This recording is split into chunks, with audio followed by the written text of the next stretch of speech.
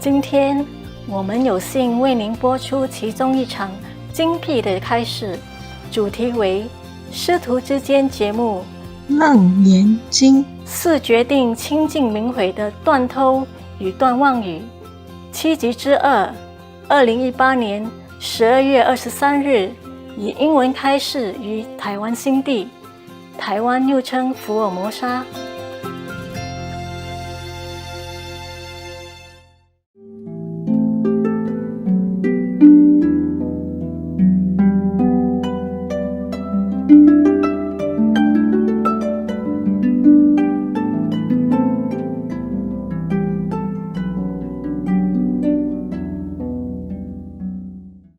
So, the Buddha continued. This is Buddha talk now.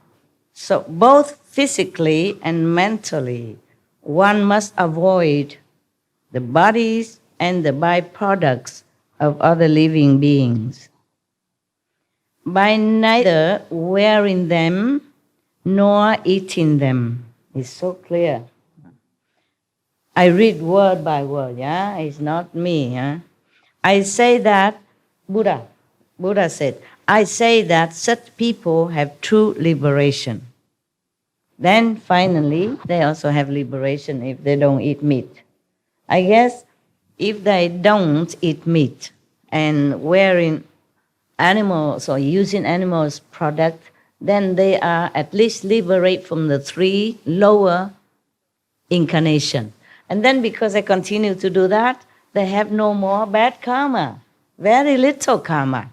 Then when any master comes, they would be able to find him. The master will find such a pure and karma-less people to save them. Then of course finally they will be completely liberated. Yeah, sooner or later. So that's why the Buddha say that such people have true liberation. The Buddha said, what I have said here is the Buddha's teaching. I mean the saint's teaching. Not just him teaching, but him in the lineage of the saint. The Buddha's lineage, the saintly lineage. What I have said here is the Buddha teaching. Any explanation counter to it is the teaching of Papayan, I mean the heretic, or atheist, not true teaching. Further, now Buddha explained something else, some other precepts, okay? We had, like purity from lust, no more lust precept. And now killing precept, we just done. And now Buddha continued to expound further about the non-stealing. So Buddha said, further, Ananda, if living beings in the 6 paths of any mundane world had no thoughts of stealing, they would not have to follow a continuous succession of births and deaths as well. All these precepts are paramount, important, so that you can be liberated, at least from a lower birth of existence. And then slowly the master will take you up higher. So the Buddha said, your basic purpose, meaning to Ananda and the monks at that time, your basic purpose in cultivating samadhi is to transcend the wearisome defilement. But if you do not renounce your thought of stealing, you will not be able to get out of the dust, meaning this kind of dusty world, the earth, yeah? Even though one may have some wisdom and manifestation of Chan Samadhi, mean meditation Samadhi, one is certain to enter a devious path if one does not cease stealing. At best, one will be an apparition. On the average, one will become a phantom. At the lowest level, one will be a devious person who is possessed by a male ghost. So it's no good. All of them no good. Even the highest, the middle, and the low, no good, no good. These devious hordes have their groups of disciples as well. Imagine that.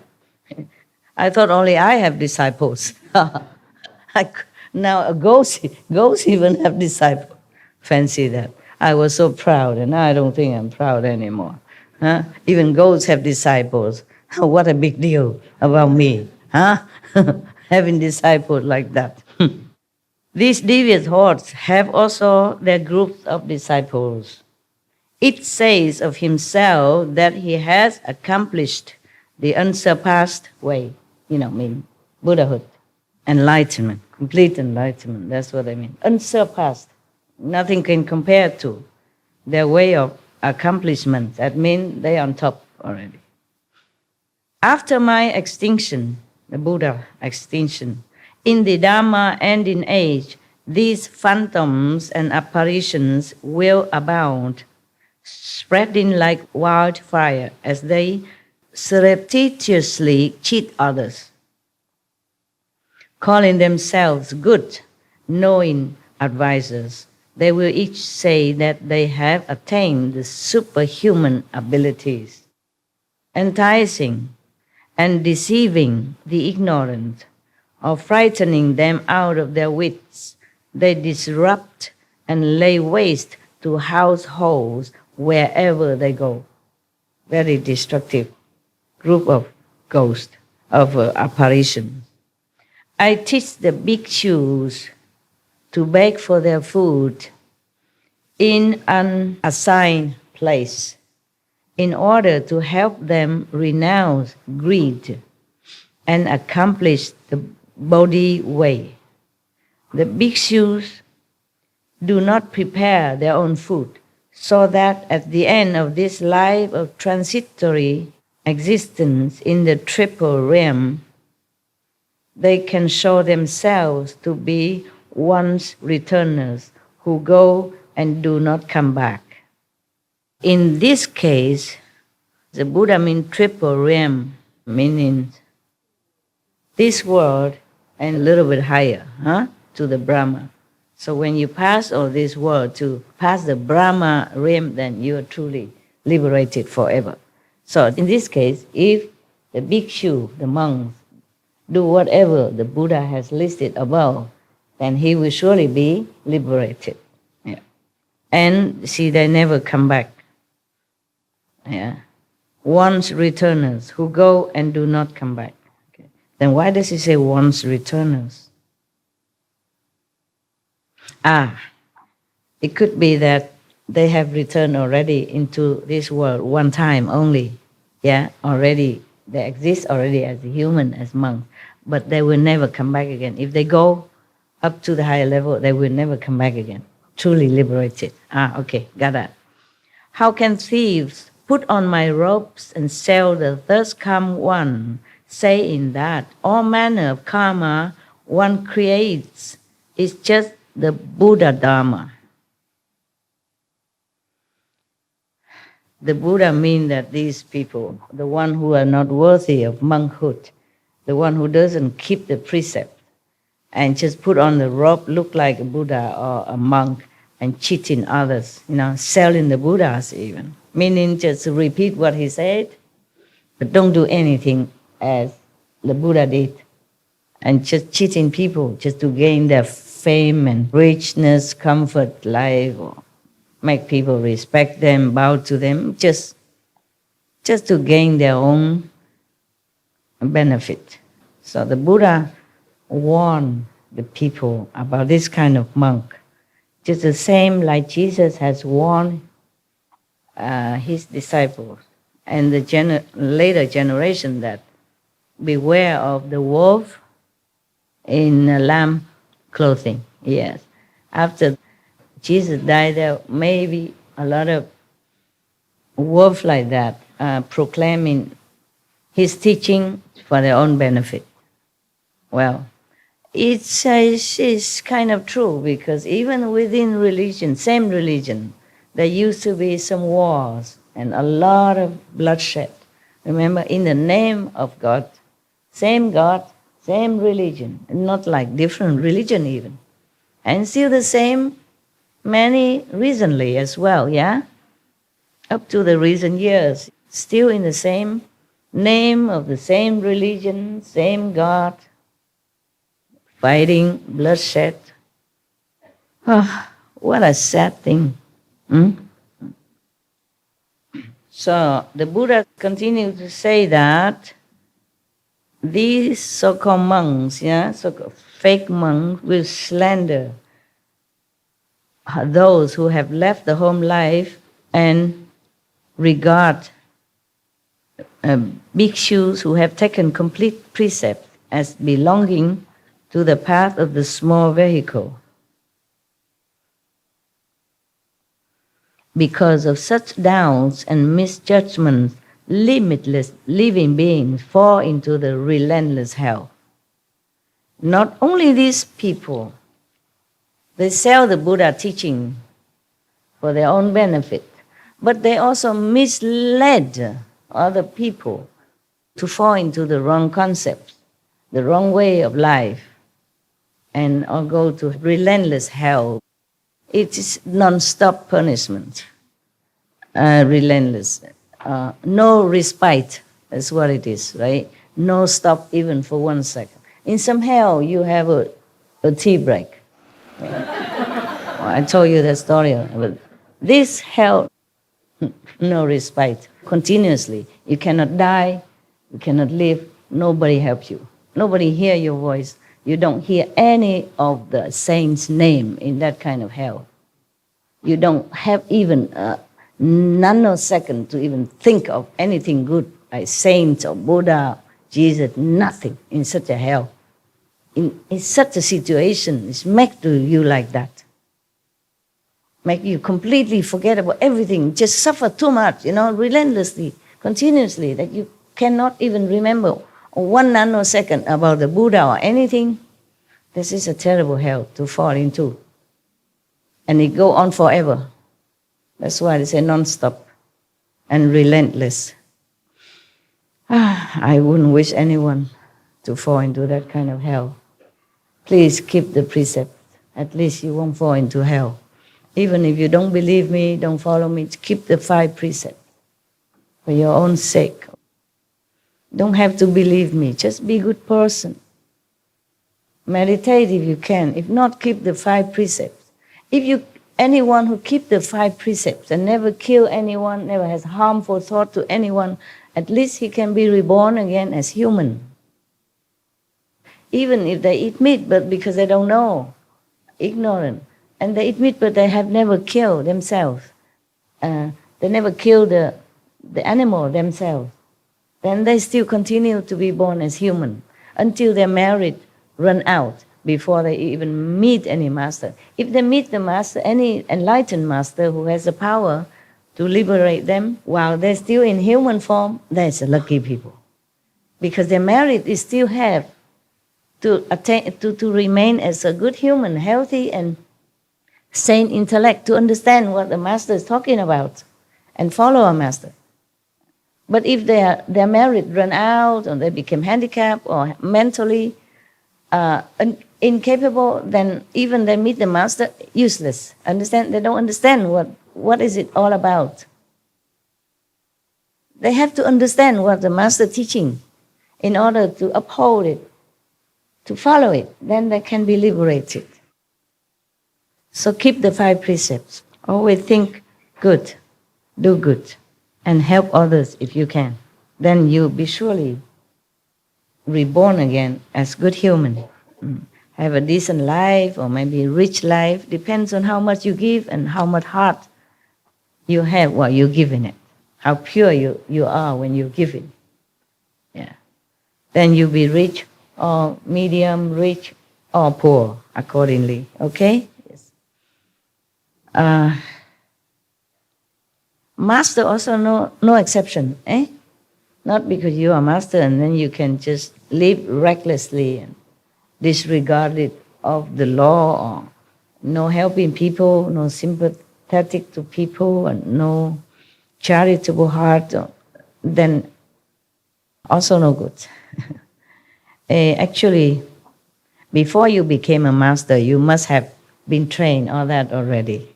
Otherwise, you couldn't be a master. What I meant is, even you have become a master already, but your karma in the past life, you have not paid, still have a little bit, then it will double, triple, 100 times more, so that you suffer more than normal people. Okay, I say that bhikkhus who, after my extinction, have decisive resolve to cultivate samadhi, and who, before the images of thus come ones, the Buddhas, can burn a candle on their body, or burn off a finger, or burn even one incense stick on their bodies, will, in that moment, repay their debt from beginningless time past. Okay. They can depart from the world and forever be free of outflows. Outflow means fault. Though they may not have instantly understood the unsurpassed enlightenment, they will already have firmly set their mind on it. Now I want to explain to you something. Burn the candle or burn the incense on your body. That was because Buddha is not there anymore, okay? And some people are so earnest, want liberation, so they do some kind of little sacrifice on themselves. Therefore, if you became a monk or nun in a Mahayana tradition, just like I did, they put some incense on your head, to burn it. I still have 3 holes here. Some burn even more, but 3 is the minimum, just because of that. Because it's believed that if you do a little sacrifice like that, you will be free from sin. If you set your mind truly, firmly on the path of renunciation and to help yourself and sacrifice for others. This is a symbol of sacrifice and disregard your comfort for other beings in the future. Because to be a monk, your ideal is to liberate others, to help others to understand the holy teaching, not for yourself only. So anyway, some burn more afterward. But at the time of ceremony, for being a monk or nun, they give you 3 burning incense only. It burns until your skin burn off. The incense is small like that, okay? And then it keep burning until it burns to your skin. And it did hurt.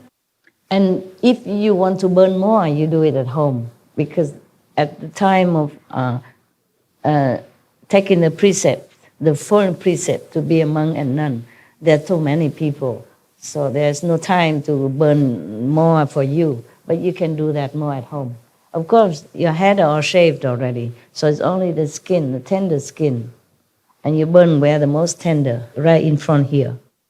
And that is a symbol of self-forgetting, self-dedication, self-sacrifice. So that you remember that you must do everything you can to help others. Okay? Right.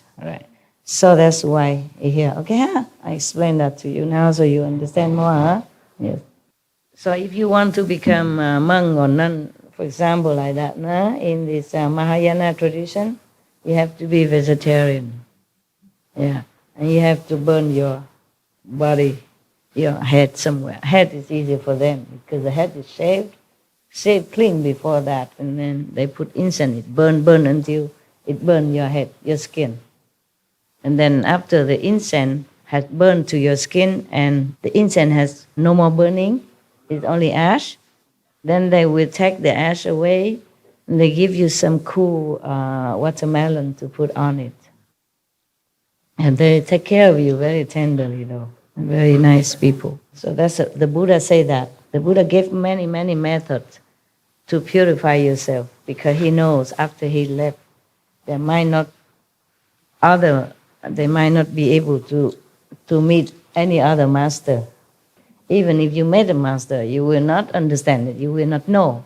So if you continue to follow the Buddhism, and if you do this and that, then the Buddha will also be connected and help you somewhat. So it doesn't matter which tradition you follow. The original master will also try to help you. It's just the problem is a human that rejects it. Jesus, for example, Jesus always tried to help invisibly, but humans that reject him. Or the Buddha reincarnate even, or master any, they reject him. They're waiting for Maitreya, they're waiting for second coming, third coming, fourth coming. They're waiting forever. That's why I don't want to make a Jinghaiism.